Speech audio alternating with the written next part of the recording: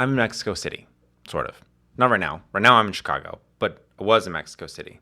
So that's what you're going to see here. This is a video about me using the Fuji 10-24 f4 in Mexico City for some travel photography and street photography and just what that experience was like. So I'm going to show you a little bit of a montage, show you just what it was like walking around Mexico City, some of the photos I was able to make, and then we'll come back and talk about the lens.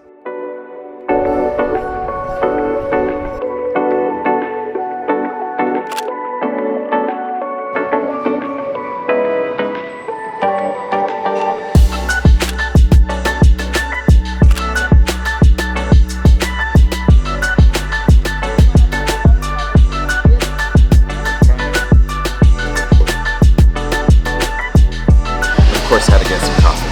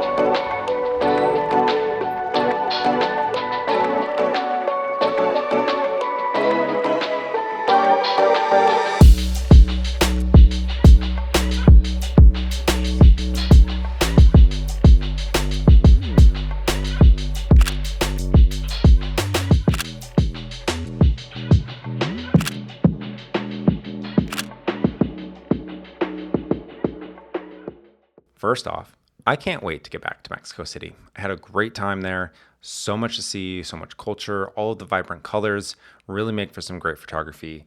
And I really enjoyed this lens. It's a lens that really is able to capture a lot, and it was the main lens that I used. I did use a couple of others and some other adapted lenses from the Nikon system to get some other things, but really this was the lens that I used for all the vlogging and video work, as well as majority of the photos, because I wasn't swapping lenses most of the time. This was it. And first off, I gotta say I'm pleased.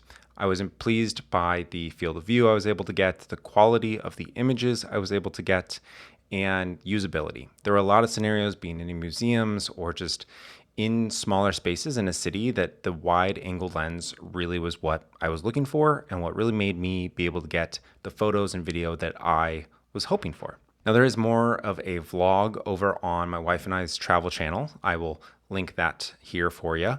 And there you'll be able to see kind of a lot more of what our experience actually was there in Mexico City, as opposed to just the photos. We did a lot more, got up to a couple of other things that are not included here, so make sure and check that out. This lens is one that I did recently about, is this the vlogging lens for me? And I would say it is. It's actually been a couple of months now and using this and doing a couple of different trips, and I don't see myself getting rid of this or finding a replacement for it anytime soon. It's really been serving me and all of the needs that I have for vlogging, as well as a little bit of travel photography.